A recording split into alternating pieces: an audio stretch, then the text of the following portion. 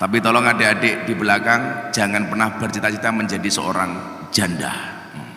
Kenapa, Bah? Karena kalau kamu nikah dengan janda tidak akan ada malam pertama, adanya malam terusan.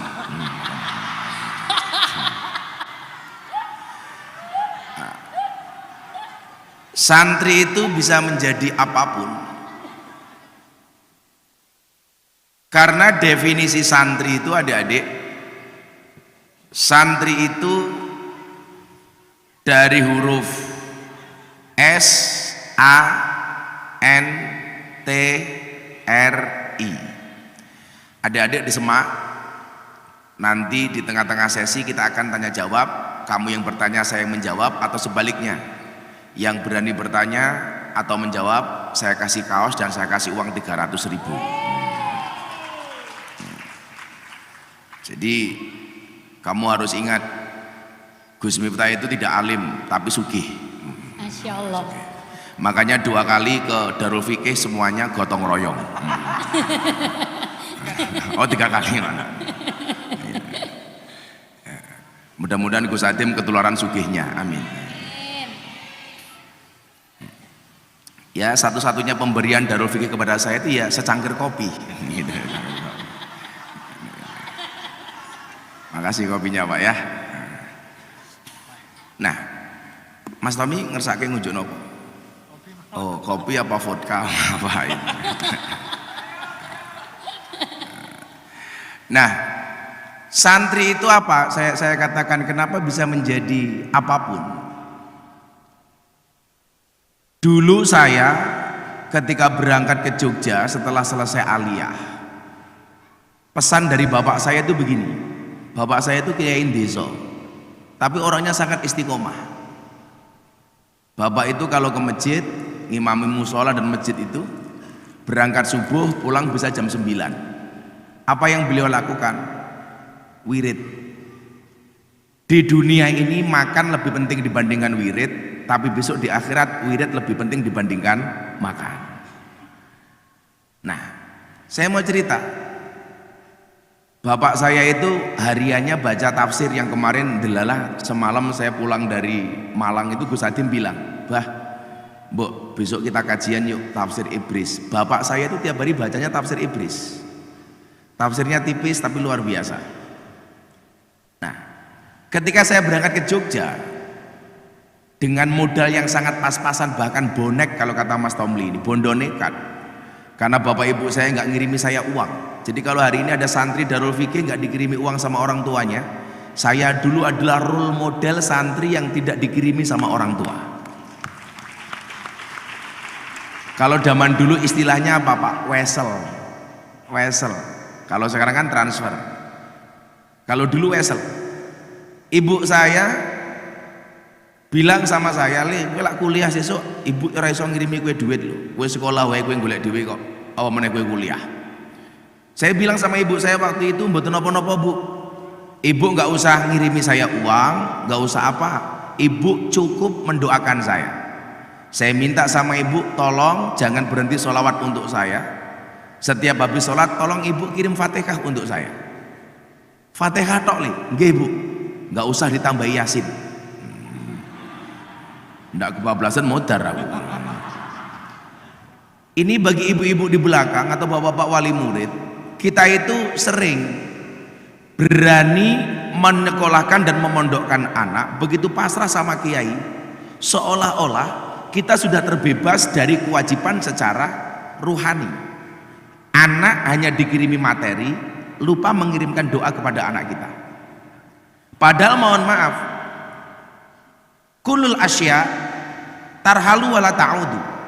Segala sesuatu itu akan pergi tak pernah kembali, illa doa, kecuali doa. Yarhalu birroja, dia akan pergi membawa harapan, wa ya'udu bil ato, dan dia akan kembali membawa pemberian. Nah, ada satu kewajiban yang sering bapak ibu lupa begitu pasrah anak kepada kiai. Selain kamu kirim materi, hal yang paling penting adalah kamu jaga anakmu secara ruhani.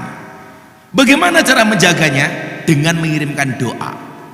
Makanya ibu-ibu kalau punya anak di pondok, difatihai dari rumah. Untuk anakku Al-Fatihah. Atau mungkin di sini ada ustadz yang belum menikah naksir dengan Mbak Nanda, di-Fatihai dulu. Untuk calon istriku Nanda Al-Fatihah.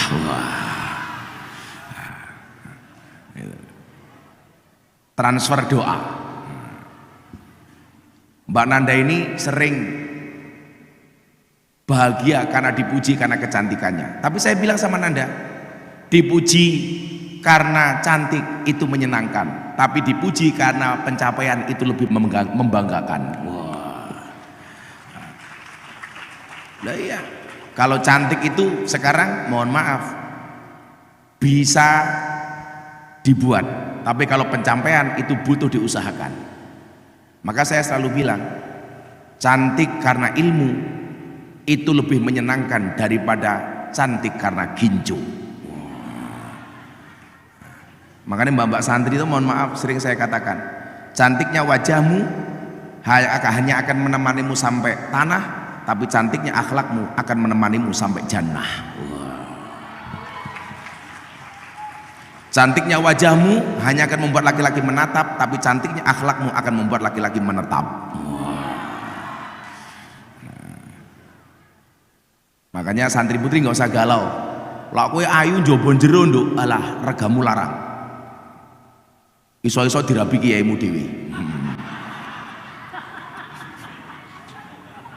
Banyak kejadian di pondok-pondok yang lain. Darul fikih insya Allah tidak lama lagi. Orang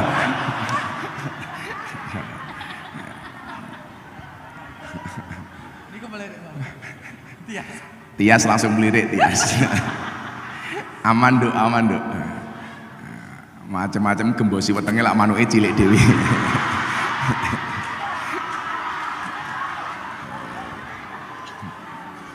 Nah. Lah pesan abah saya dulu apa? Kala begitu saya mau berangkat, bapak saya bilang begini sama saya. Nak, kamu memang nggak pernah ngaji ini, tapi tolong kamu ingat-ingat ini. Kalamuna lafdun mufidun kastaqim. Itu syair apa? Alfiyah. Gus Miftah itu tidak pernah diajari alfiyah. Tapi begitu saya berangkat, saya dikasih satu kalimat ini. Kalamun lafdun mufidun kastaqim. Saya waktu itu mikir, iki karepe bapak itu apa? Kok terkait dengan kalam? Saya berangkat naik bis dari Jogja, dari Lampung ke Jogja. Waktu itu bis Damri, harga tiket cuma 35.000. Jadi naik bis itu isinya ya bakul pitik, bakul sayur, macam-macam. Tangan di jalan itu, Mas Tom. Iki maksudnya bapak itu apa? Sampai Jogja, saya bingung harus tinggal di mana, karena nggak kuat bayar kos. Hanya disangoni cukup untuk daftar kuliah saja, itu bahkan kurang mungkin. Akhirnya saya dituntut untuk menjadi pribadi yang kreatif. Itulah kemudian kenapa saya punya quote, kalau kamu lahir tidak sebagai orang yang kaya dan cerdas, maka kamu harus menjadi pribadi yang kreatif dan pekerja keras. Saya akhirnya memutuskan, aku manggon neng di, saya cari masjid. Akhirnya saya putuskan saya tinggal di masjid. Seperti yang Anda sering lihat di YouTube, kota Yogyakarta itu mayoritas Muhammadiyah. Sementara saya terlahir sebagai orang NU. Mau nggak mau, saya harus tinggal di masjidnya Muhammadiyah. Berarti apa? Karakter keterbukaan saya untuk menerima perbedaan dan pluralisme itu terbentuk sejak saat saya masuk kuliah. Dibentuk oleh siapa? Oleh keadaan. Karena mau nggak mau sebagai anaknya Kiai NU, saya harus tinggal di masjidnya Muhammadiyah. Bagaimana mbah saya tidak NU? Miftah Maulana Habibur Rahman bin Kiai Muhammad Muradi bin Kiai Muhammad Usman bin Kiai Muhammad Boniran bin Kiai Muhammad Jalal Iman. Kemudian naik lagi punya ibu namanya Nyai Madarum, punya bapak namanya Kiai Ilyas, punya bapak namanya Kiai Muhammad Besari. Muhammad Besari yang makamnya di Ponorogo itu adalah salah satu cikal pondok pesantren di Jawa. Di Jawa Timur. Coba Anda lihat Muhammad Besari. Muhammad Besari punya bapak namanya Kiai Anom Besari, makamnya di Caruban. Anom Besari punya bapak namanya Abdullah Mursad, makamnya di Kediri. Abdullah Mursad punya bapak namanya Pangeran Demang.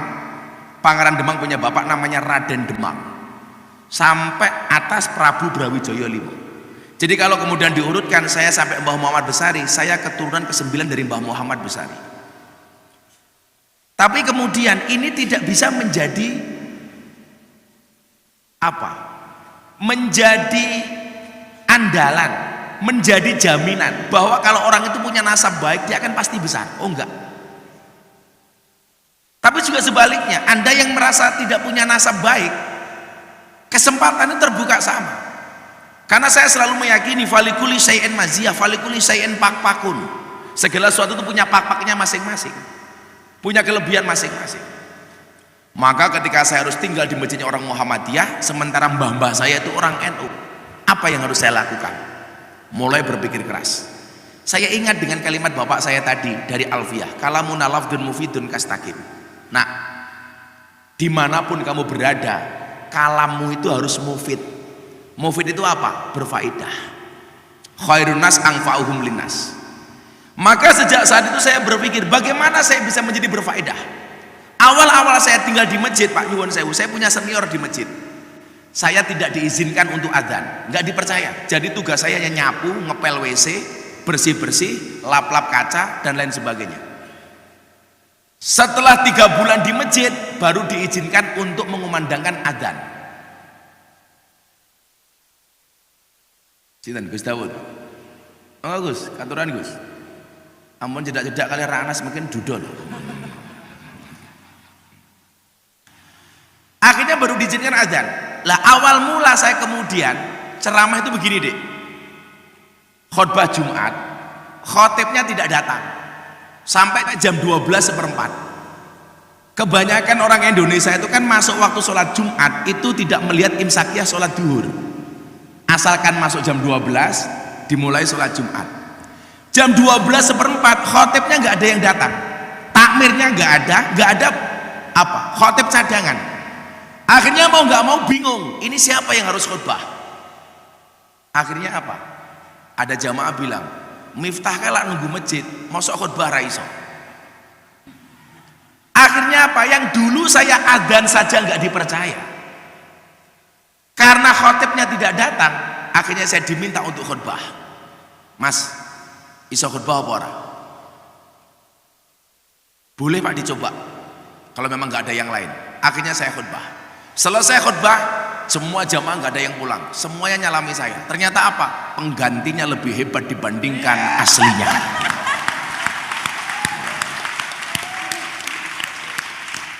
Jadi itu awal mula pertama kali saya khutbah Jumat. Kalau dulu di pondok biasa, saya dulu di pondok juara muhadharah. Wow jelas, aku ganteng. Lambian jurung ganteng sih gitu. Kan wajah yang glowing berangkat dari good reckoning. Yo saya kita nando, ayo mbak-mbak di belakang kalau saya tanya, kamu kalau pilih suami pilih yang mana? Good looking apa good reckoning? Oh, reckoning kandani.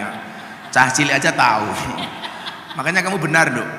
Jatuh cinta itu pakai perasaan, merawatnya pakai penghasilan. Nah. Makanya walaupun kamu cewek good looking, delalah duwe bojo kere, alah 3 bulan mlakune ekeh-ekeh tak kandhani. Tapi walaupun wajahmu pas-pasan, bojomu sugih, langsung glowing. Makanya di istilah dibalik wajah istri yang glowing, ada suami yang golong kuming. Sejak saat itu Gus Adim, ini supaya anak-anak kita di sini kemudian juga terpicu dengan apa yang saya sampaikan.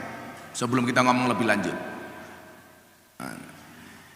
Akhirnya saya dipercaya untuk memberikan khotib Jumat. Terus kemudian dari pengajian-pengajian kecil-kecil dengan jamaah 15 orang, 20 orang berproses.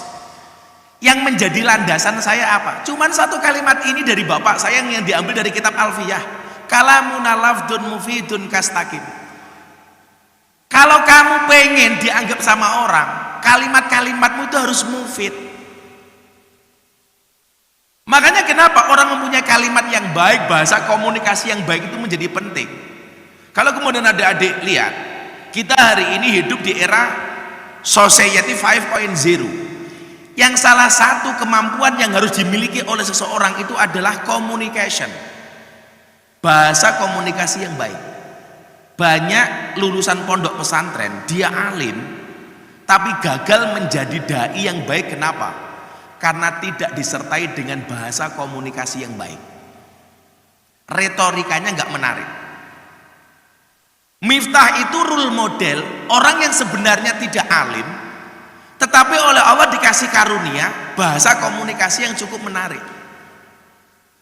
Saya kemarin di Malang disaksikan Gus Adim di belakang saya baru ceramah, ditelepon oleh seorang Kristiani dari Prancis, betul Gus? Prancis, bukan Jerman, Prancis. Kemudian dia bilang apa? Tolong saya dituntun untuk masuk menjadi seorang muslimah cewek. Saya sudah melalui wasilahnya Miftah berhasil membawa 230 orang lebih menjadi mu'alaf. Wah, itu karena dulu Gus Miftah mengalafkan Deddy Corbuzier sehingga ikut-ikutan. Sebelum Deddy Corbuzier masuk Islam, saya sudah banyak membawa orang masuk Islam. Mas Deddy itu hanya bagian kecil dari saya yang masuk Islam melalui Gus Miftah. Kalau Mas Tomli sarjana apa Mas Tomli?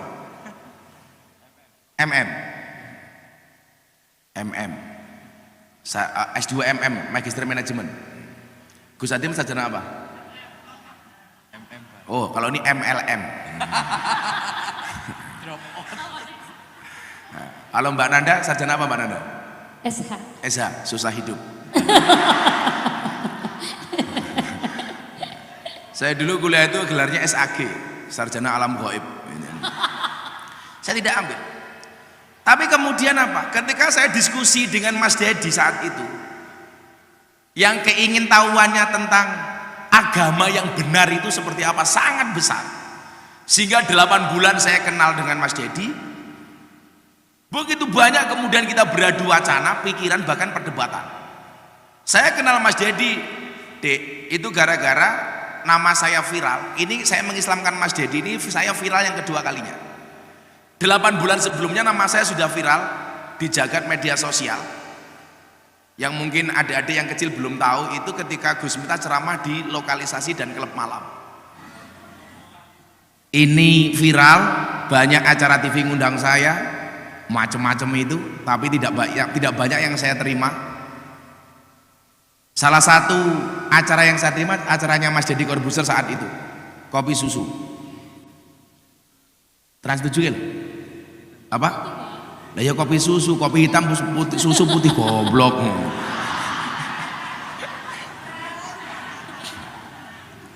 Kalau ini kopi apa kopi susu Gus Adin? Oh kopi susu. Kopi ini diaduk, susunya dilirik.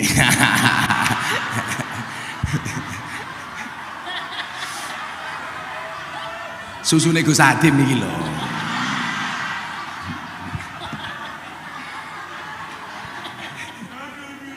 Aduh. Mas Tamli tahu kenapa namanya susu? Karena jumlahnya 2. Susu. Kalau 1 su.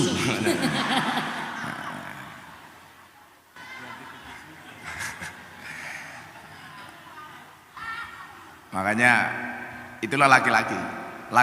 Laki-laki itu seperti soda. Kalau ketemu susu pasti gembira. Maka namanya soda gembira. Pertemuan soda dengan susu. Utekmu nyandak. Nah, perdebatan soal Islam, bahkan waktu itu bagaimana kemudian Mas Deddy Corbuzier menyoroti sifat-sifat atau pendapat orang Islam tentang perbedaan hukum mengucapkan selamat Natal umpamanya. Itu menjadi perdebatan yang menarik. Bagaimana saya memberikan perspektif lain kepada Mas Deddy Corbuzier. Saat itu kita bikin YouTube konten, waktu itu belum ada podcast, karena saya termasuk orang yang punya saham di podcast Mas Deddy itu. Walaupun saya bilang sama Gus Adim, semua urusan saya dengan para artis dan selebritis, saya tidak pernah mau menerima uang apapun dari mereka. Karena saya nggak mau bisa dibayar oleh para artis itu. Nggak ada ceritanya. Saya ngopeni Mas Anang itu sejak tahun 2013. Anang Asanti udah ngaji sama saya. Saya ngurusi pernikahan Atta Halilintar dan Aurel, nggak ada sedikit pun berbicara uang. Saya kenal dari Mas Dedi sampai hari ini nggak ada urusan uang. Karena bagi saya nggak mau diremehkan orang hanya gara-gara uang. Makanya mohon maaf, mungkin kalau dibandingkan kiai lain, Gus Miftah dianggap parlente, dianggap bermewah-mewahan. Oh, saya bilang enggak. Kenapa Gus Miftah harus menggunakan atribut yang mahal? Karena jamaah yang dihadapi Gus Miftah sama Gus Adim itu beda. Yang dihadapi Gus Miftah artis-artis sekelas Raffi Ahmad atau Aurel, yang terbaru idolanya Mas Tomli Wafa, Lucinta Luna.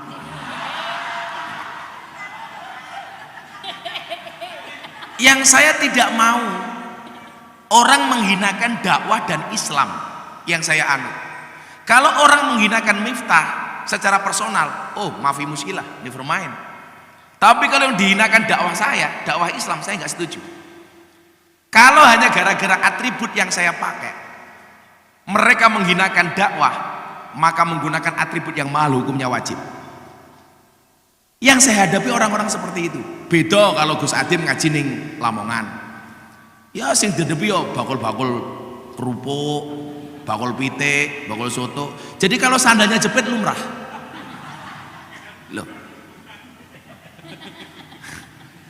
Loh, faktanya kan seperti itu. Makanya kalau sandalnya jepit murah. Lagi podo-podo nganggo sandal yo beda. Sandal jepit, aku Fendi bro, Fendi.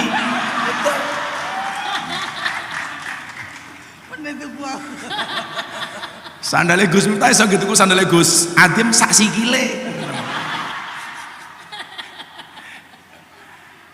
Enggak, supaya kemudian adik-adik kita Pak itu punya semangat bahwa alumni pesantren itu juga bisa keren gitu. Kan begitu itu. Kamu jangan kemudian alumni pesantren kok insecure, saya mau jadi apa, salah. Iki podo-podo baju putih larang bajuku cah gitu. Iki tuku ning pasar Lamongan, iki tuku ning Amsterdam, cah beda itu loh.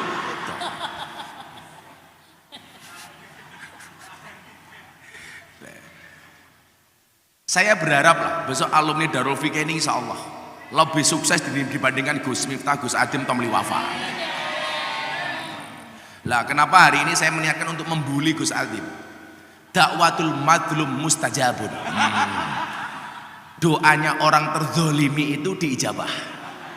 Maka beliaunya akan saya zolimi semaksimal mungkin supaya semakin diijabah doanya oleh Allah. Ya sabar ya Gus ya. Apakah sabar niku wonten watese? Mboten. Soalnya sing diwates iki mung kulon progo. Wates kulon progo. Nah, sehingga kemudian apa? Kamu yang merasa hari ini merasa kemampuannya pas-pasan, kok merasa oleh Allah ditakdir tidak menjadi santri yang alim, jangan menjadi alasan untuk tidak bisa menjadi orang yang sukses. Saya mencatat begini, ternyata ketika Allah ngedom rezekine kuindo itu tidak dilihat kepada kealiman atau ijazahnya. Kalau orang itu kaya karena label sarjananya, tentunya harusnya sarjana ekonomi itu harus lebih kaya dibandingkan orang yang tidak kuliah. Nyatanya hari ini banyak orang yang punya perusahaan besar, dia tidak kuliah dan karyawannya banyak yang sarjana ekonomi. Kalau orang itu kaya diukur dari kealimannya, kudune dosen-dosen kayak luwih sugih, wong pinter, tapi nyatane banyak orang yang tidak pinter justru menjadi kaya. Sehingga kemudian apa? Malah saya mencatat begini Gus, saya dulu itu sekelas di pondok itu 40 orang yang tidak diajari ngaji sama kiai, saya sendiri. Kuliah yang paling miskin 40 orang saya. Tapi Anda tahu 40 teman saya dulu di pondok yang ditakdir oleh Allah menjadi kiai hanya saya sendiri. Yang mungkin paling goblok sekelas. Makanya kalau hari ini ada anak-anak Darul Fikih kok goblok, itu tanda-tanda kamu akan jadi orang viral.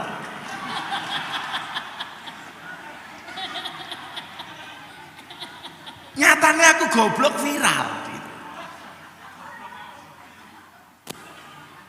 Dan saya tidak malu untuk mengakui bahwa saya ini goblok. Artinya apa? Ibu-ibu jangan malu kemudian ketika nerima raport, anaknya kok nilainya buruk. Yo, ora usah nesu, wong biyen rapotmu yo luwih elek tinimbang anakmu. Dan ukuran kesuksesan seseorang itu tidak bisa dinilai dari raport. Apalagi hanya dari ijazah yang dimiliki. Saya mohon maaf, saya bilang begini deh. Tidak ada jaminan Mas Tomli seseorang itu mendapatkan pekerjaan sesuai dengan ijazah yang dimilikinya. Sopo sing iso jamin, Pak? Nggak ada jaminan. Mbak Nanda kuliah di sarjana hukum, berarti dia ahli bidang hukum. Sekarang dia menjadi MC terkenal di Jawa Timur. SH-nya nggak laku, yang laku MC, modalnya cocot.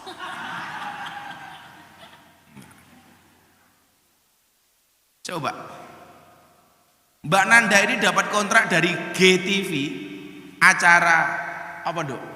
Bagi TV. Itu dikontrak 400 episode. SH-nya nggak laku. Harusnya dia menjadi lawyer, menjadi pengacara, advokat, atau jaksa, atau hakim. Nyatanya enggak. Saya punya teman kuliahnya teknologi nuklir di UGM. Anda tahu sekarang pekerjaannya apa? Tukang gawe mercon. Lah mau gawe mercon, cadarul fikih pinter. Gus ngadimi mami sholat tarawih, Allahu Akbar, dar bisa. Enggak perlu kuliah.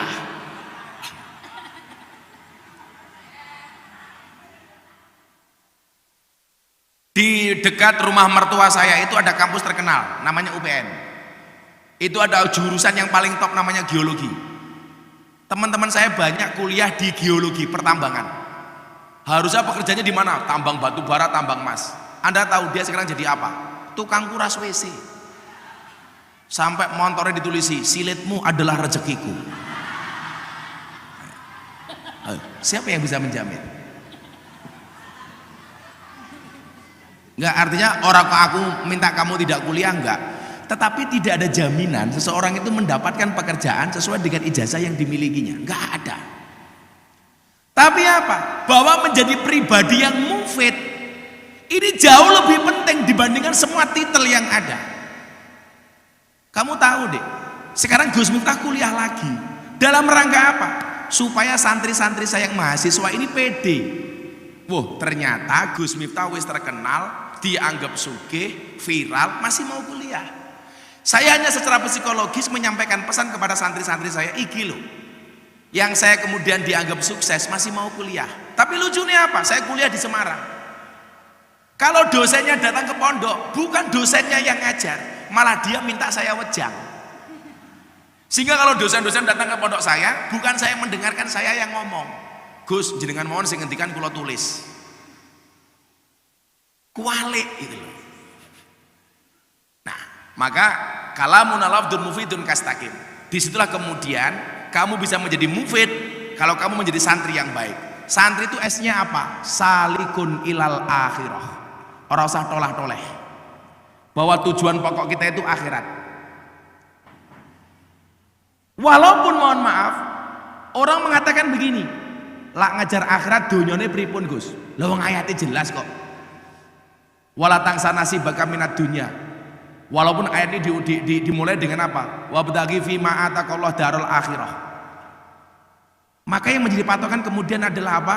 Rabbana atina fid dunya hasanah wa fil akhirati hasanah wa qina adzabannar. Kalau saya memahami doa ini apa? Syarat wa qina adzabannar itu cuma ada dua, fid dunya hasanah wa fil akhirati hasanah. Maka kalau kemudian santri itu salikun ilal akhirah, bukan berarti mengenyampingkan dunia. Makanya kenapa Gus Adim tak ajari bisnis? Karena nggak mungkin fid dunya hasanah, fil akhirati hasanah kalau tidak ditopang dengan fid dunya hasanah. Kalau kemudian dia mengatakan, wah kiai-kiai ini ngaji wae Gus tanpa bisnis, ora usah megawe dan lain sebagainya. Coba Anda lihat. Kalau Mbak Nanda ini seorang sarjana hukum, Mbak Nanda tahu bedanya pengacara sama kiai. Bedanya satu. Apa itu, Pak? Pengacara itu masalah jadi uang. Iya. Kiai uang jadi masalah. Makanya saya pengen Gus Adim ini menjadi ahli, tidak hanya ahli ilmu tapi juga ahli bisnis. Sehingga apa? Saya pengen kalau Gus Adim besok bikin pengajian, bikin mujahadah, bikin haul untuk bapaknya, gak perlu ide proposal, gak perlu ngemis. Kenapa? Karena punya kemampuan untuk mencari uang sendiri. Kan begitu. Coba saya membayangkan begini Gus ya. Kita yang punya bapak yang sudah meninggal umpamanya, setiap kita haul, kita harus minta ke jamaah ngemis ngalor ngidul. Bayangkan bagaimana perasaan bapak kita yang sudah kembali di hadapan Allah. Aku izin ya Allah, dua anak siji gawe haul dak ngemis ngalor ngidul, nganti rupane kaya kotak infak ya Allah gitu. Coba begitu membuat haul akbar, pondok pesantren Darul Fik untuk semua almarhum al-maghfurlah. Gus Adim mengadakan pasang tenda besar-besar, ngundang jamaah sebanyak-banyaknya tanpa harus minta ngalor ngidul. Coba kita lihat raut kebahagiaan dari para almarhum yang telah mendahului kita. Anakku top tenan. Makanya kita sering diingatkan, wasyarrul alamina daul khumuli idza fa'akhartahum dzakarul jududah. Jangan kemudian kita membangga-banggakan mbah kita sementara kita tidak pernah menjadi siapa-siapa. Innal fata mayakuluha anada. Pemuda itu yang mengatakan ini loh saya, ini loh Adim. Laisal fata mayakulu kana abi. Bukanlah pemuda itu mengatakan ini loh bapak saya. Ini loh saya. Makanya ketika kita berbicara salikun ilal akhirah, jangan berpikir bahwa santri itu hanya bisa urusan akhirat. Urusan dunia enteng, akhirat sekurang ketok iso kok mosok dunia sing ketok ora iso. Makanya Anda tanya sama Gus Adim, kalau Gus Miftah bikin acara di pondok, nggak pernah ada cerita proposal, ada cerita kotak infak, bener Mas Tomli? Nggak mau saya. Saya kumpulkan Gus-Gus semuanya datang. Saya nggak mau kelihatan miskin. Gus teko sangoni, Gus teko sangoni. Sampai saya bilang sama Gus Adim, aku ngundang Gus-Gus karo ngundang Denny Caknan. Kuwi ragate akeh ngundang Gus-Gus. Fakta. Aku ngundang Gus 1 sing teko 200. Mergo ngerti lah sowan ngene Gus Miftah, tindak mboten sowan, tindak ngene Gus Miftah mesti disangoni. Makanya coba Anda lihat, saya semalam tanya Gus, kiai di panggung yang sering bagi-bagi duit siapa? Gus Miftah. Bukan kok saya kaya, tapi saya punya prinsip. Kenapa hari ini saya sibuk berbagi? Karena saya pernah merasakan bagaimana rasanya menderita karena tidak punya materi. Saya gak duit tak dum-dum wae ngopo? Duit wae.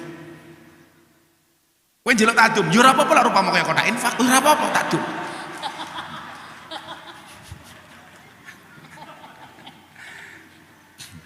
Loh seharusnya ketika saya berbicara seperti ini, mentalitas Anda itu pemberi bukan penerima gitu. Masuk? Sehingga Anda bersemangat menjadi pemberi seperti saya, jangan hanya menjadi penerima. Saya ki kelasku jek nompo Gus. Oh oke, tok rasa ngaku ketok gitu loh. Tapi minimal apa? Makanya sering pernah segini loh dong. Aku bilang begini Mas Tommy. Saya itu paling nggak setuju ya. Banyak kiai-kiai itu kadang-kadang ketika berbicara itu misdalil. Contoh begini Pak. Saya pernah menghadiri Jumatan itu di sepanjang bantaran Kali Code. Yang di situ banyak orang miskin, banyak orang kekurangan karena pekerjaannya mulung, pengemis, pengamen. Khutbah Jumatnya begini Pak. Ya ma'asyiral muslimin wa zumratal mu'minin rahimakumullah. Kita harus menjadi pribadi yang zuhud. Apa itu zuhud? Tarkut dunya li ajil akhirah. Meninggalkan dunia untuk mengejar akhirat. Dia ngomong seperti itu di hadapan orang miskin, kan goblok. Orang miskin tuh nggak usah ninggalkan dunia, wes kere. Ini kan salah itu loh. Harusnya kalau berbicara seperti ini, tarkud dunya li ajil akhirah, tinggalkan dunia ngejar akhirat. Seperti ketika Gus Miftah diundang oleh Presiden Jokowi untuk berbicara di hadapan orang-orang kaya investor Daily Summit 2022. Kamu pegang kamera, saya mau ngomong soal apa bah? Soal mas kawin. Ini hal kecil saja nyuwun sewu. Perempuan dan laki-laki ketika membaca dalil itu harusnya sesuai dengan proporsinya. Contoh, ketika dikatakan oleh Kanjeng Nabi perempuan yang paling baik itu adalah perempuan yang paling murah mas kawinnya. Hadis ini harusnya dibaca oleh seorang istri, bukan oleh seorang suami. Karena kalau yang baca suami jatuhnya menjajah istri. Wirungono wong wedok sing paling apik, sing paling murah mas kawine. Kuwi salah. Harusnya dibaca oleh seorang istri sehingga istri tidak kebanyakan menuntut kepada suami. Tapi sebagai suami, hadis yang dia pahami apa? Ketika Kanjeng Nabi memberikan mas kawin kepada Siti Khadijah 20 ekor unta. Ini yang membaca suami bukan istri.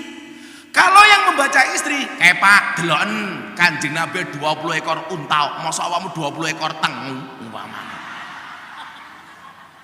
Iki wis dalil gitu.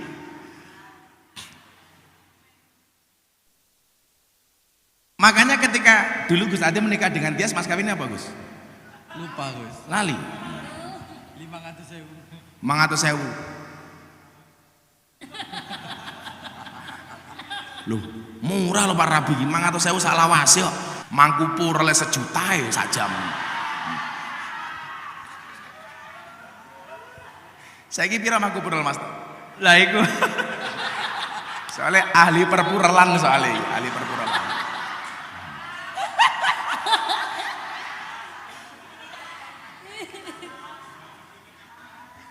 Saya itu sebenarnya punya cita-cita. Saya buat pengen pengajian saya itu saya buat seperti ini. Tapi lah tinggi masyarakat umum cah wira nyambung. Angel. Makanya iki lah ning kajian-kajian terbatas gini saya suka dengan kajian-kajian seperti ini. Sehingga adik-adik ketika kita berbicara salikun ilal akhirah, jangan menganggap ketika kita fokus kepada urusan akhirat kita sama sekali meninggalkan urusan dunia. Oh tidak. Salah kamu. Makanya saya sering mengkritik itu teman-teman NU kalau pujian dilanggar di masjid itu. Pujian sing belas ora mutu menurut saya. Rugi dunya ora dadi apa-apa, rugi akhirat bakal cilaka. Sing kandha sapa? Sekarang nggak ada istilah cewek matre, yang ada cowok kere tak kandani.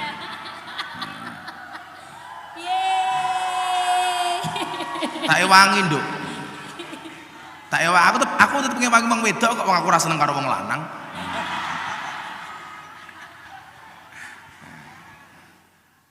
Makanya santri putra ingat ya. Ingat perempuan itu suci seperti sajadah. Kenapa? Karena di atasnya lah laki-laki bisa beribadah.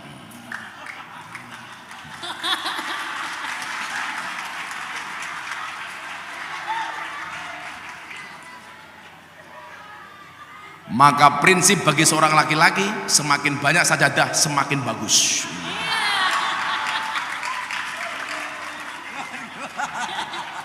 Karena sajadah siji bosen.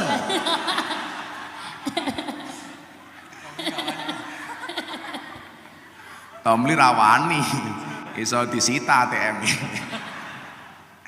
Nah, salikun ilal akhir. Makanya kita dongake dok. Mas-mas adik-adik semuanya. Fokus salikun ilal akhirah tanpa harus mengenyampingkan urusan dunia. Kemudian apa? Karakter santri yang kedua, anibun ilallah. Mengembalikan segala sesuatunya hanya kepada Allah. Kayak saya itu, kalau nggak punya pengalaman anibun ilallah, Pak. Mungkin Anda lihatlah, salah satu dai NU di medsos yang sering dibully siapa, Pak? Saya. Ora ana wong NU sing luwih dibully sangka Miftah Hira. Ngaji di klub malam dibully, Deddy Corbuzier masuk Islam dibully, ceramah di gereja dibully. Ini ketika kemudian habis ceramah saya dibully, saya tuh belas gak punya rasa sakit Pak.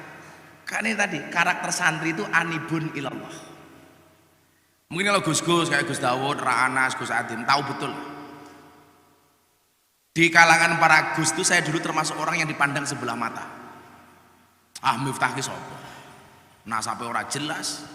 Goblok. Dalam hal seperti itu saya punya prinsip menjadi seperti pohon pisang. Apa itu pohon pisang? Punya jantung tapi nggak punya hati. Sehingga kemudian apa? ketika saya didolimi, dikritik, dibully, nggak pernah sakit hati. Ngapain? Karena apa Pak? Anibun ilallah, balik ke segala sesuatunya hanya kepada Allah. Miftah goblok. Oh, tenan.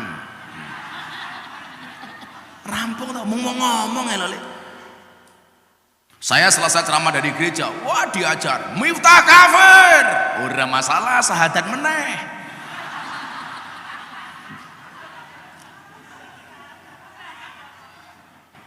Kayak ketika perdebatan soal mengucapkan selamat Natal, saya termasuk orang yang mengucapkan. Kalau Anda mengucapkan selamat Natal, nanti Anda menjadi Kristen. Alah ora. Nyatanya wingi 10 November saya mengucapkan hari pahlawan, saya nggak jadi pahlawan. Ada kok segampang itu jadi orang kafir gitu. Makanya saya santai saja itu. Bagi saya Natal itu memberikan dua berkah, satu berkah liburan, dua berkah diskon. Sing lucu wong Lamongan, haram mengucapkan selamat Natal tapi belanja pakai pesta diskon Natal, kan goblok gitu loh.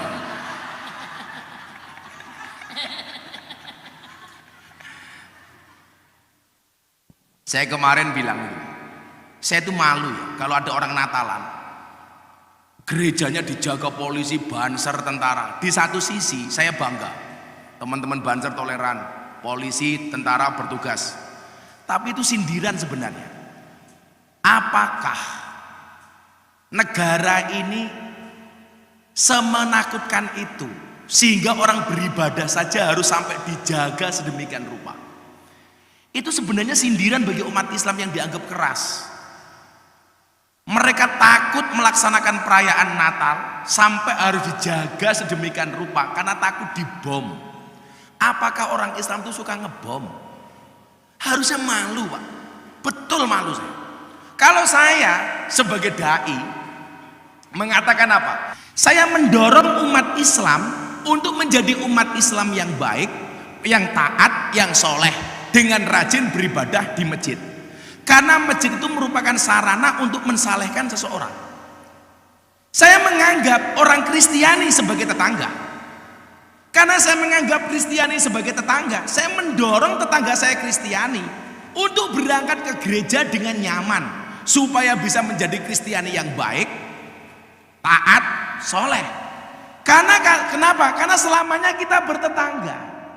Kalau kita sebagai orang Islam menjadi Islam yang baik, maka orang Kristiani akan hidup nyaman. Juga sebaliknya, kalau orang Kristen menjadi Kristen yang saleh dengan kekristenannya, maka kita sebagai orang Islam juga akan menjadi orang Islam yang nyaman. Itulah hakikat kalimat selamat Natal.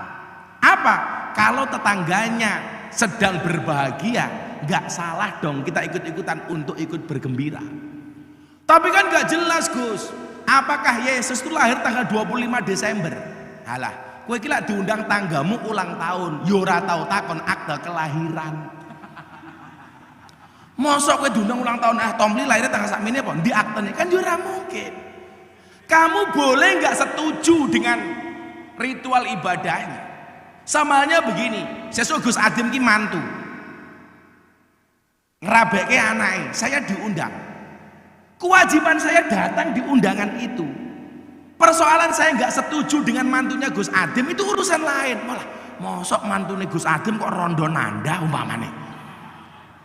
Walaupun saya nggak setuju dia milih nanda sebagai mantu, tapi karena saya diundang ya saya datang. Ngono kok repot men gitu. Maka apa? Kuncinya adalah anibun ilallah. Jadi nggak usah khawatir. Kemudian apa Nduk? Orang yang besar itu orang yang berani menerima tantangan. Makanya kalau kayak saya itu ada tantangan, saya semangat banget. Dianggap goblok, tantangan. Ngaji di gereja, tantangan. Nyatanya deh, gara-gara saya ngaji di gereja, siapa yang undang saya? Wali kota Los Angeles, Amerika Serikat.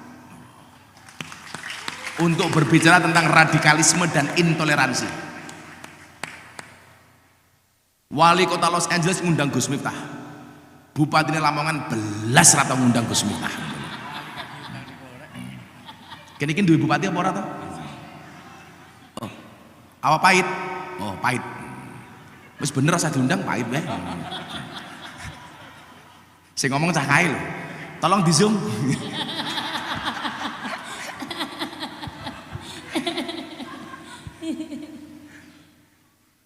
Iki mau cek loro ya? Wow, suwe-suwe kok cek loro ini. Yang ketiga huruf apa? N. Santri itu apa? Naibun anil masayikh. Santri hari ini, kiai masa depan. Makanya saya doakan, insya Allah nak. Kalau saya selalu mengatakan begini, bermimpilah dalam hidup, jangan hidup dalam mimpi. Kamu boleh dong hari ini bermimpi, saya ingin lebih hebat daripada Gus Miftah. Oh boleh. Tapi kemudian kita diingatkan oleh Ibnu Athaillah,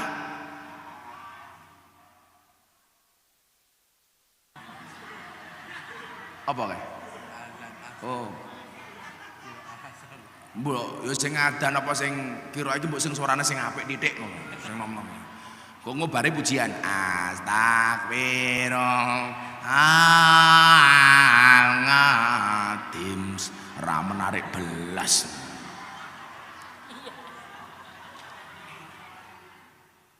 Itu udah adzan belum? Oh belum, lah belum adzan masih aman. Karena kalau sampai adzan dilanjutkan saya dibully nanti di TikTok. Saya kira TikToknya apa viral ya bro. Dan kadang-kadang di TikTok yang viral nggak mutu-mutu itu loh. Coba begitu sulit, lupakan silit, ya Allah viral itu.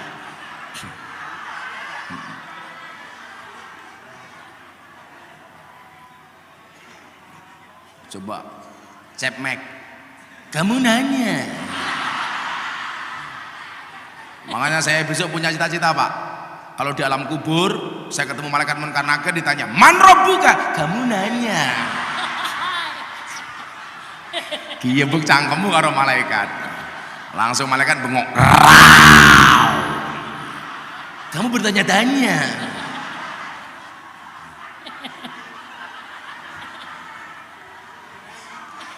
Model apa ngono. Ngono ya viral. Heeh tenan ya viral. Atau sebelumnya wesi yo wesi. Ya Allah. Ganjel toh. Sing paling nyebai kuwi. Toh ganjel toh. Ki apa?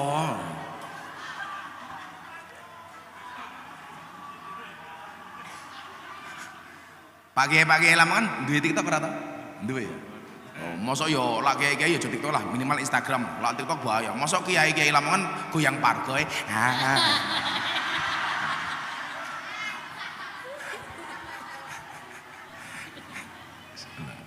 Naibun anil masayikh. Kamu boleh punya impian, saya pengen jadi kiai. Lah, saya memposisikan diri seperti ini, Dek. Karena sebenarnya posisi seperti saya itu lebih mudah terjangkau bagi kalian dibandingkan dengan role model kiai sing daki-daki. Maka saya kemudian mengambil jalan lain. Kan dalilnya itu. Kullu syai'in idza kasura rahusa ilal adaba. Segala sesuatu itu kalau jumlahnya banyak pasti murah, kecuali adab. Kiai itu banyak. Tapi sing ngurusi begengge jarang. Padahal barang ki lak longko kuwi antik. Lah antik mesti regane larang. Barang ki lak titik berarti barang antik. Kalau dia barang antik dianggap barang longko. Kalau longko regane larang. Kiai kuwi akeh. Sing ngurusi lonte jarang. Sinten? Gus Miftah. Berarti Gus Miftah kiai.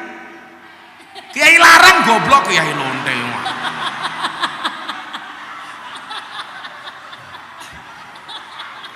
Kok geting aku. Balik iki ning larang. Malah lonte.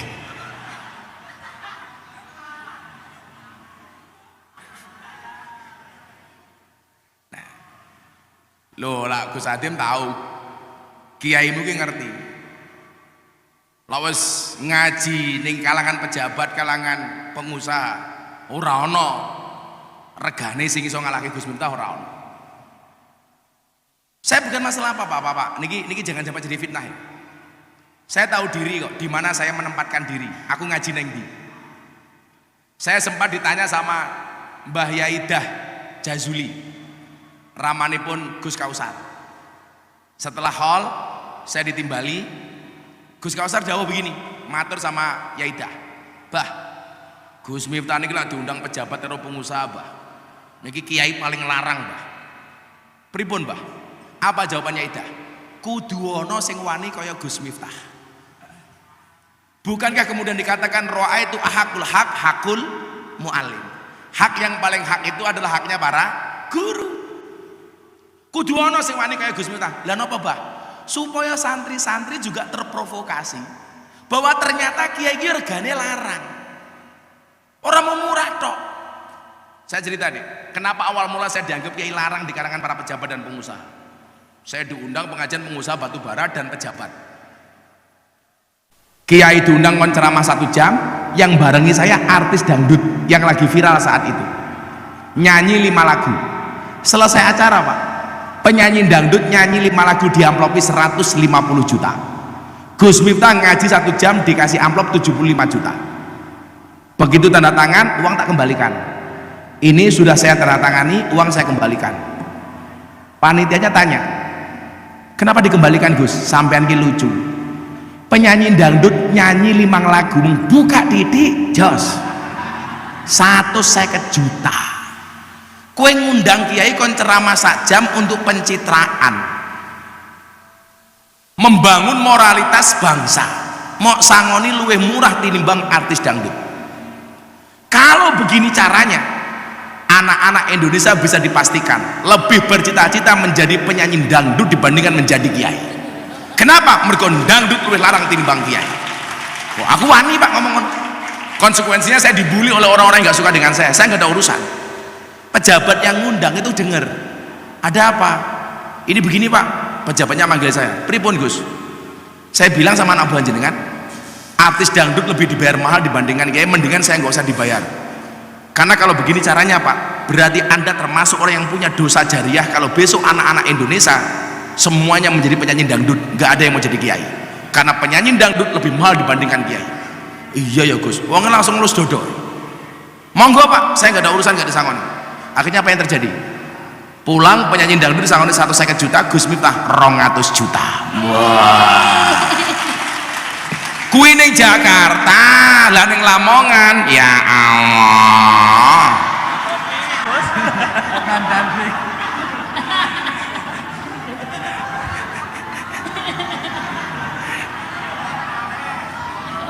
Ya Allah, ya Allah.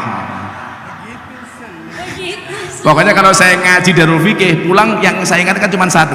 Begitu sulit.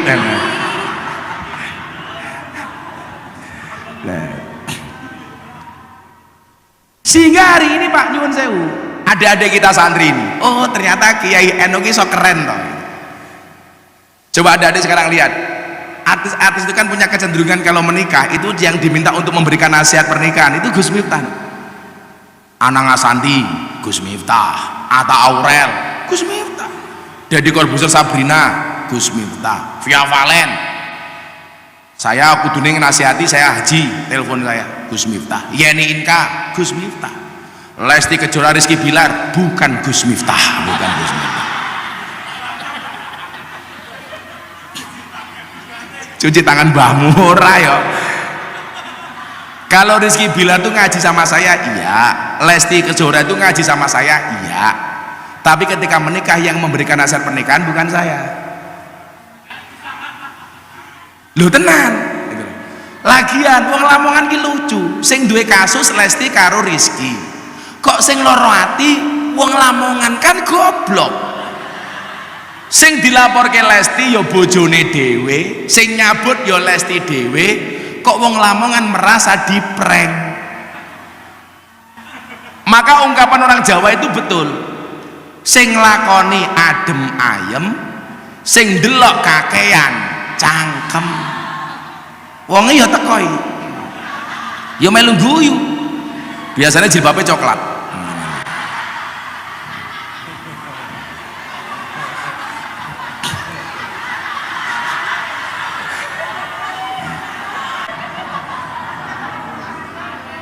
Sing jilbabe putih insyaallah.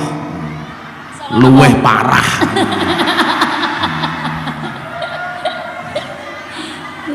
Nah, kalau kemudian harus menjadi naibun anil masayikh, lah masayikh seperti apa dalam konteks kebangsaan yang harus kita ikuti? Masayikh yang dia menjaga dua hal yang merupakan warisan Nahdlatul Ulama atau misi besar Nahdlatul Ulama di dalam beragama maupun bernegara dan berbangsa. Di dalam beragama, masayikh atau generasi yang secara konsisten dan istiqomah menjaga amaliyah ahlus sunnah wal jamaah, menjaga keberlangsungannya dan pengamalannya.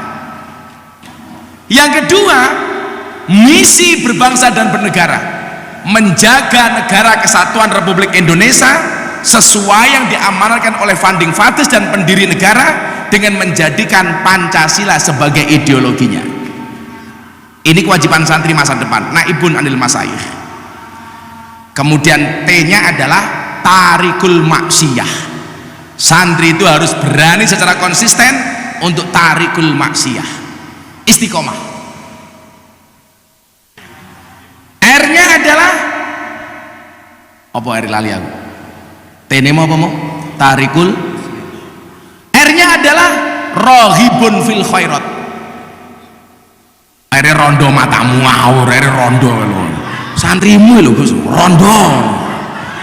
Oh Rido, tak pikir rondo. Pokoknya hari ini kita pulang pengajian, kita terondo-rondo. Rohibun fil khairat. Santri itu menyukai hal-hal yang baik. Kemudian I-nya adalah tujuan akhir sebagai seorang santri adalah ikla'i kalimatillah. Adik-adik coba diingat satu-satu. S-nya adalah salikun ilal akhirah. A-nya adalah anibun ilallah. N-nya adalah naibun anil masyayikh. T-nya adalah tarikul maksiyah. R-nya adalah rohibun fil khairat. I-nya adalah ikla'i kalimatillah. Mungkin pancingannya begitu. Saya mau kita tanya jawab, ngobrol Mbak Nanda. Boleh. Kita cari adik-adik yang mau tanya atau saya bertanya. 4 orang dulu, 2 cewek 2 cowok.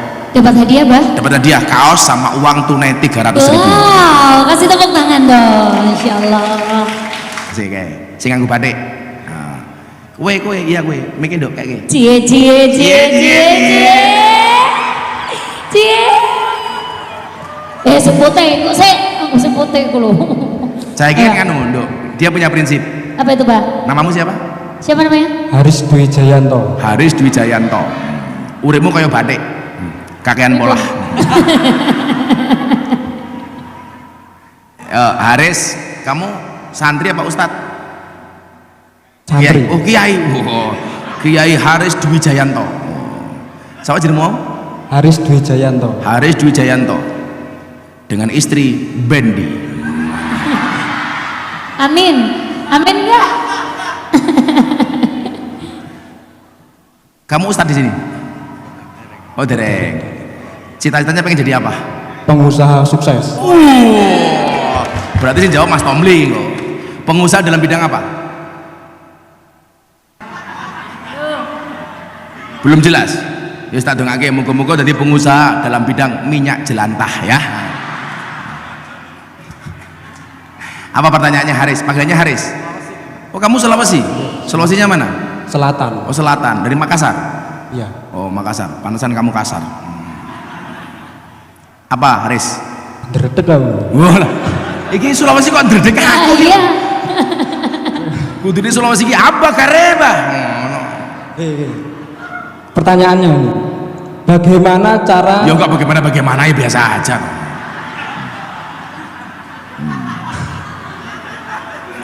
Bagaimana cara berdakwah seperti Gus Miftah dan bisa diterima semua kalangan? Gampang buka Google ketemu nih kono. Oke, bisa anu oke. Jadi begini, Mas Haris. Saya dulu sebelum viral dan terkenal itu, pertama kali diundang pengajian di Taiwan. Saya itu punya prinsip. Saya harus bisa menaklukkan hati audien itu di 5 menit pertama kali. Makanya besok kalau kamu di atas panggung, kok kamu belum dikenal sama orang, orang akan memperhatikan kamu. Itu di saat begitu kamu mulai pengajian itu menarik. Ritmenya harus diatur. Kan kadang-kadang orang begini, Mas Tomli, di awalnya baik, nentengnya blendrek, sehingga audiennya sudah tidak tertarik untuk mendengarkan kamu. Makanya dakwah itu seni, bahkan seni membaca pikiran orang. Oh wangi karepe apa toh? Oh ibu-ibu senengannya apa toh? Oh ibu-ibu senengan diguyoni. Makanya Gusta biasa guyoni ibu-ibu. Buah belimbing, buah pisang, raine glowing, kakinya belang-belang. Wah gimana kayak? Buah belimbing di atas ketek, raine glowing, tungkae meletek. Wonge wis tuwek tetep kemenyek. Ngono kae.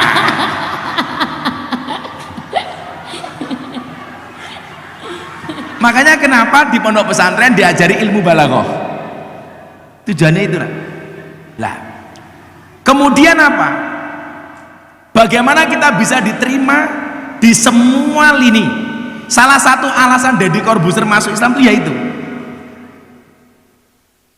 masuk Islam melalui pintu masuk Gus Miftah. Alasannya itu kan dia, saya minta Pak untuk masuk Islam melalui orang lain. Saya dulu minta dia untuk syahadat di Masjid Istiqlal bersama Profesor Nasruddin, imam besar Masjid Istiqlal. Saya minta dia datang ke para ustadz. Enggak, kalau saya harus masuk Islam saya harus melalui Gus Miftah.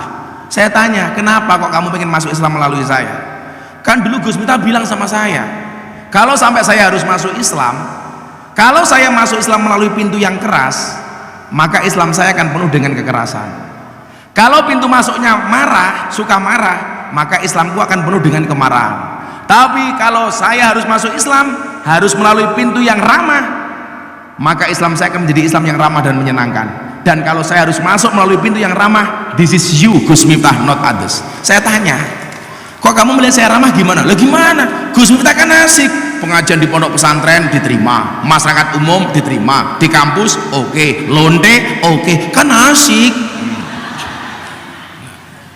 Makanya harus pinter-pinter membawa diri nak. Makanya saya selalu bilang, tahu tempe itu enak, tapi tahu diri itu lebih baik. Banyak orang suka makan tahu tempe tapi tidak tahu diri. Contoh begini, kadang-kadang dalilnya sama, ketika kita berhadapan dengan orang yang berbeda, itu akan melahirkan tafsir yang berbeda, menyampaikannya pun berbeda. Contoh hadis yang menyatakan sholatnya orang mabuk tidak diterima oleh 40 hari, tidak diterima oleh Allah 40 hari. Anak-anak klub malam ketika saya ajak sholat, habis sholat dia tanya, bah benar nggak ada hadis yang menyatakan orang mabuk sholatnya tidak diterima oleh Allah 40 hari? Saya jawab benar. Terus bagaimana dengan kami anak-anak klub malam? Yang perlu kamu tahu satu, itu adalah hadisnya orang normal, sementara kalian abnormal. Ini kabar baik untuk Tomli Wafa, Stephen dan kawan-kawan, Gary dan kawan-kawan. Kalau kamu mau sholat nunggu gak mabuk, sholatnya kapan? Wong bocah-bocah kafe itu tiap malam mabuk. Dulu pertama kali belum ketemu saya mereka begini, begitu ketemu saya begini. Sekarang jangan katakan sholat, dulu mereka begini pakai botol, sekarang begini pakai galon. Malah banyak, malah akeh. Ya sholat itu. Terus saya dapat pahala apa enggak, Abah? Ya mohon maaf, Abah bukan panitia pahala. Selesai kan? Sehingga maksud saya apa? Contoh ketika saya berbicara di lokalisasi, nggak usah berbicara halal haram, dibalangi botol cok. Loh, soal mabuk itu haram, nggak usah saya ngomong Pak, mereka tahu. Bagaimana kemudian yang saya sampaikan, bagaimana mereka menjadi orang ahli maksiat mabuk tapi masih ingat dengan Tuhan. Maka bahasa saya apa? Gus Miftah ini copet, tapi apa yang membedakan copet ala Gus Miftah dengan copet terminal? Copet terminal itu goblok, yang dicopet dompetnya, ketahuan digebukin dasi. Kalau Gus Miftah dilokalisasi, yang saya copet hatinya. Kalau hatinya sudah tercopet, jangankan dompetnya, dompet lainnya pun pasti akan diberikannya. Nyah.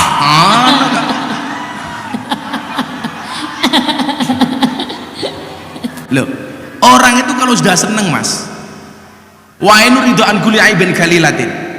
Orang itu kalau sudah seneng, Gus Adim tahu. Orang pengusaha pengen ketemu Gus Miftah, Gus kula pengen ketemu kalian jenengan, kula ngefan kalian jenengan, kasih 2 miliar tanpa ada embel-embel apapun. Gus kula seneng kalian jenengan, ketemu ya, ketemu, mau ngajak ngopi, boleh nggak Gus saya ngasih Gus Miftah uang? Saya pikir cuma berapa dikasih 2 miliar, wah seneng kok Pak.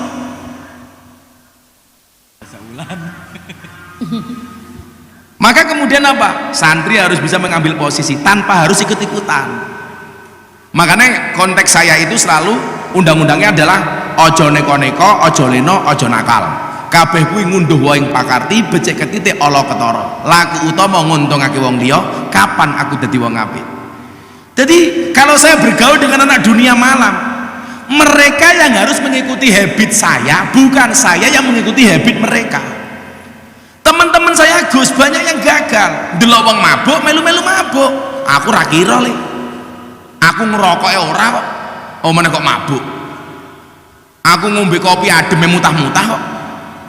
Saya cuma pengen bilang kopiku wis adem ngono. Harus ada kopi. Jadi kira-kira begitu, bisa memposisikan diri. Sehingga alhamdulillah saya kemarin di Amsterdam, di Den Haag ceramah, asik ketemu orang-orang bule, orang-orang Belanda. Mereka seneng. Saya mampu memaksimalkan ketidakaliman saya.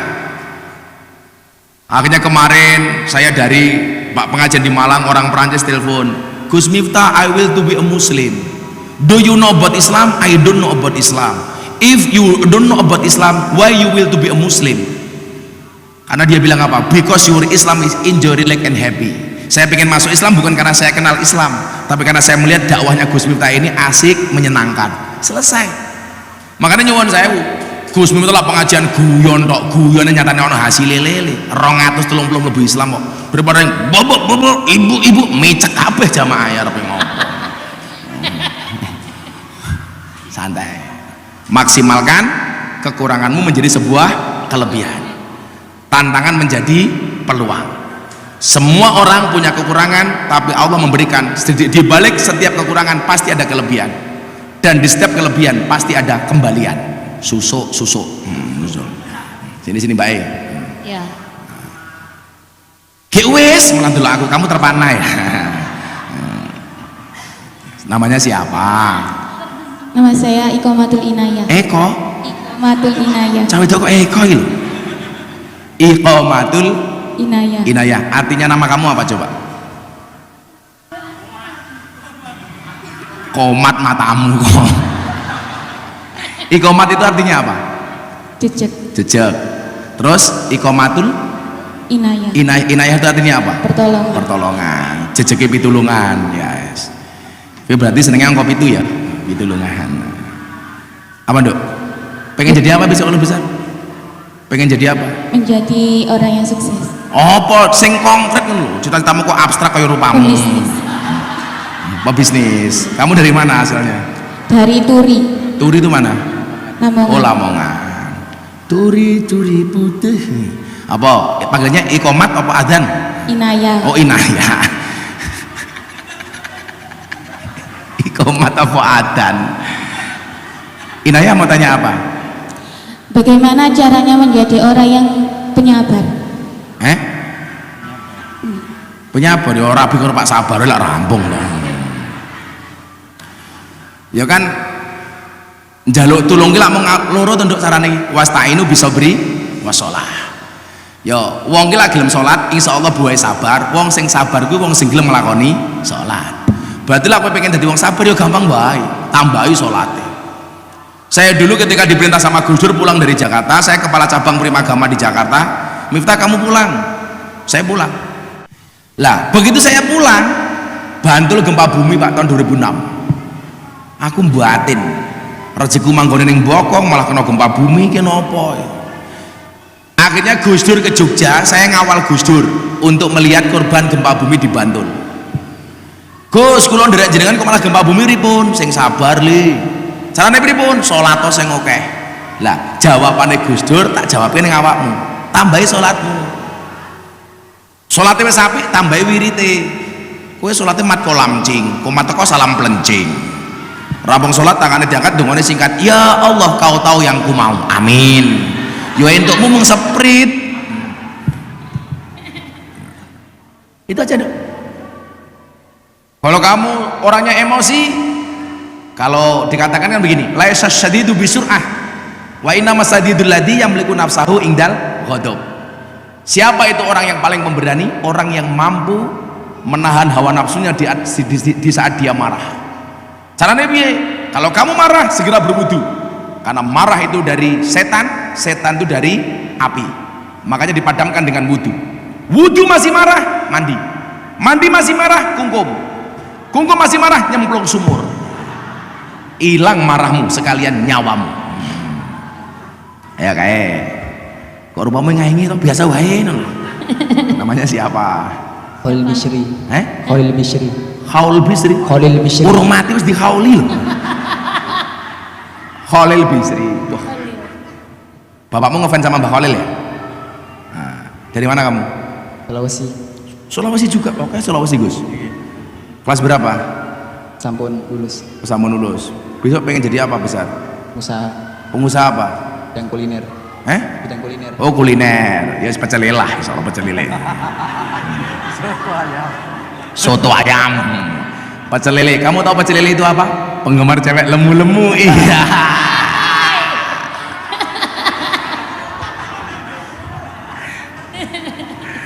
Kamu besok pengen hidup di Lamongan apa pulang ke Sulawesi? Oh Sulawesi. Bapakmu pengusaha apa? Sampun kapundhut. Sampun kapundhut. Oh sampun kapundhut. Husnul khotimah. Ayo, akan apa lagi?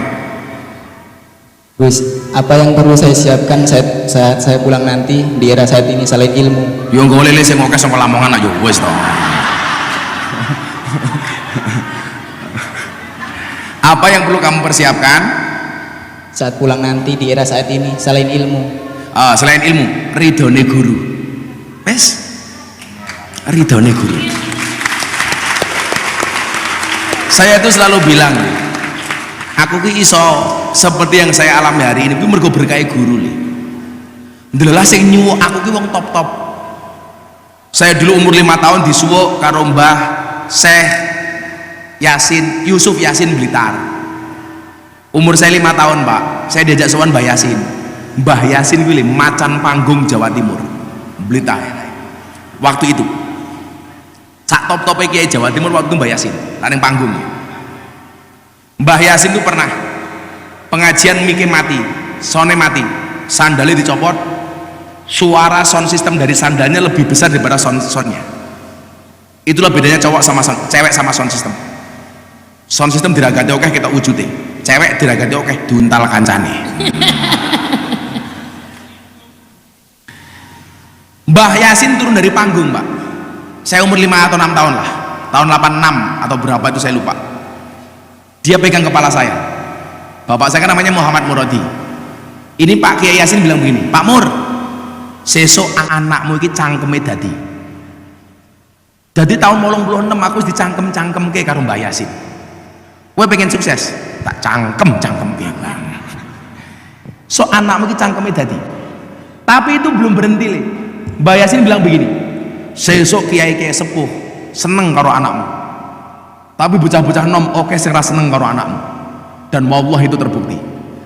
Aku iki lek karo kiai-kiai sepuh do sayang karo aku. Almarhum Guspu, almarhum Yaidin sayang banget sama saya. Bahkan sebelum beliau meninggal saya dikasih sarung. Begitu sarung ini saya pakai kemarin Jumatan, saya posting, saya kirimkan Gus Kausar. Pantesan Gus sarung gue tak goleki arep tak pek. Ternyata karo Yaidin dikake awakmu. Itu sarung yang dipakai Yaidin, sarung BHS. Jadi yang dikatakan Mbah Yasin itu benar. Saya dekat dengan Habib Lutfi. Semua orang tidak bisa menafikan. Dulu saya awal dekat dengan Habib Lutfi. Gus bilang apa Gus Dawud? Allah Miftah sok kenal sok dekat. Ternyata apa? Allah takdirkan Habib Lutfi buka takbir. Apa takbirnya? Ternyata istrinya Habib Lutfi, Mama Salmah, itu masih satu nasab dengan saya, Mama Salmah. Makanya kalau Anda lihat postingan saya terakhir dengan Habib Lutfi pas ulang tahun, yang didulang sama Mama Salmah cuma saya, selain keluarganya. Apa Mas, kopi panas? Langsung diminum. Jangan pernah kamu sesali kopimu dingin. Kenapa? Karena ketika hangat tidak pernah kau hargai. Iya. Jenggotmu kayak wedhus kan.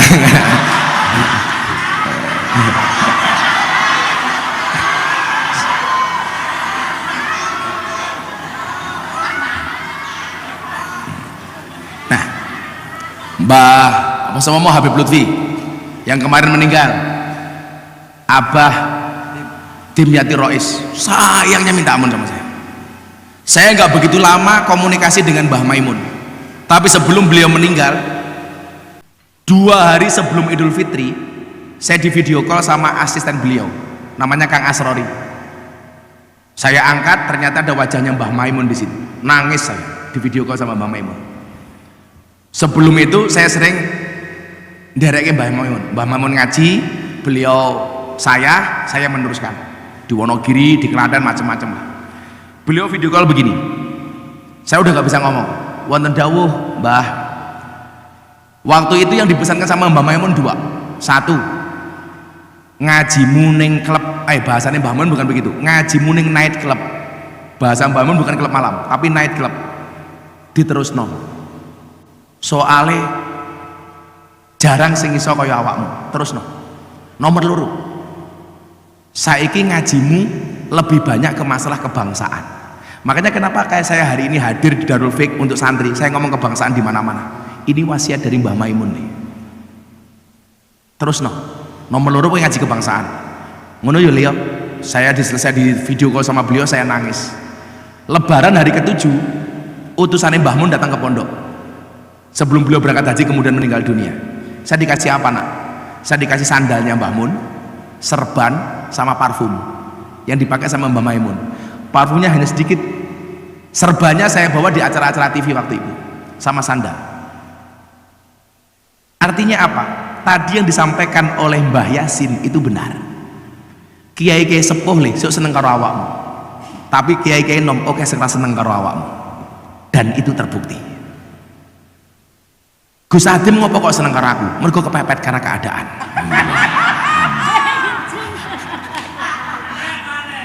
Karena dia sudah melambaikan bendera putih, aku nyerah Bah, aku nyerah. Kira-kira ngono ya. Jadi yang kemudian membuat saya hari ini eksis kuat karena ridhone guru. Makanya wa irsyadul ustadzi itu menjadi mutlak. Maka nggak ada istilah mantan guru. Kalau kamu menganggap gurumu sebagai mantan, maka kamu harus membuang semua memori keilmuan yang diberikan oleh guru kamu. Gak ada istilah mantan santri. Walaupun sekarang besok kamu jadi kiai besar, tetap kamu santri di hadapan kiai. Aku jadi kiai ini ngarepe santriku, tetapi saya menjadi santri di hadapan kiai dan guruku. Dan yang paling pokok itu ridho. Lah anak-anak muda sekarang kan nyuwun saya begitu metu saka pondok itu ucul Pak. Apalagi ketika dia kuliah, wis aku sering kritik dengan anak-anak PMII. Begitu masuk PMII lali dengan ajaran pondok. Sing dibaca pendidikan pembebasan Paul Fert, sing diwaca apa kek Leninisme, PKI, macam-macam, lali dengan ajaran-ajaran pondok. Aku biyen ahli demo kuliah, tapi begitu adzan aku mandek sholat dhisik ning dalan. Aku kelingan dawuh guruku, sak ndablek-ndablekmu Miftah aja ninggalke sholat. Nggih Kiai. Maka kalau kamu tanya sama saya, modalmu apa selain ilmu? Ridhone guru. Masih hidup pripun Gus? Sambung silatul qulub dengan gurumu. Setiap habis sholat Fatihah, guruku Gus Azim Al-Fatihah. Loh, kita kan salah. Kirim Fatihah hanya nunggu orang mati. Padahal Al-Fatihah itu liman kuriat lahu. Fatihah itu bagi siapapun yang membacanya. Fatihah ki ampun nih. Ono kopi panas mau wacake Fatihah ping 100, langsung adem. Apa meneh macane Fatihah tartil, modar kowe ayo kowe. Kaya awakmu pengen ketemu malaikat, gampang maca Fatihah ping 100 tanpa ambekan, langsung malaikat. Israel. Gini ya le, ilmumu ridho gurumu. Ayo nanti duitnya karo kaosnya. Iya. Nah tak kayak duit. Nah, di kaosnya. Mbak Nanda kaosnya dibagi Mbak Nanda. Duit oke ternyata. Ya, Mbak siapa mau iqamatul inayah. Kamu tak kasih uang untuk beli apa? Pecel lele, rumahmu pecel lele. Dibuka kaosnya dulu. Tadi Mbak siapa namanya? Bendi Jaran. Bendi. Kaosnya dibuka. Tak salah sih kayak nyale. Dibuka kaosnya. Oh, wes ro duwe lali mbek kaosnya. Kaosnya dibuka. Kamu untuk beli apa? Uangnya slot, matamu slot. Selon. Info koin. Ayo dibuka kaosnya foto. Ayo dibuka yuk. Foto dulu yuk, berdiri. Cewek itu hatinya seperti rekening bank. Kok bisa, Pak? Nggak mungkin berbunga kalau nggak ada saldonya. Ayo foto. Ayo foto dulu yuk. Ya, ada sana. Sini. Mau dulu inayah wae kowe. Ayo yang 4 lagi siap-siap. Dibuka kaosnya. Ini plastiknya. Dibuka sarungnya. Ya, lihat ke kamera. Ya, terima kasih untuk